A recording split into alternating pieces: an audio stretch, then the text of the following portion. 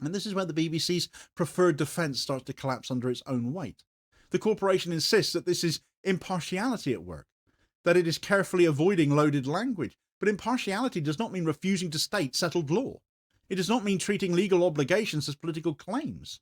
When the law is clear, stating it is not taking sides, it's providing the essential baseline against which action should be judged. But by avoiding that baseline in one context while applying it freely in others, the BBC is not being neutral, it's being selective.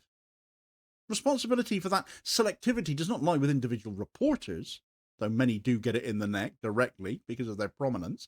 It lies with the editorial culture set by senior leadership, where decisions are filtered through an acute awareness of political sensitivity around Israel. Complaints are anticipated, pressures preempted, language is shaved down before it ever reaches our screens. So over time, that produces a reporting environment where everyone knows which words will trigger escalation and which will slide through unnoticed.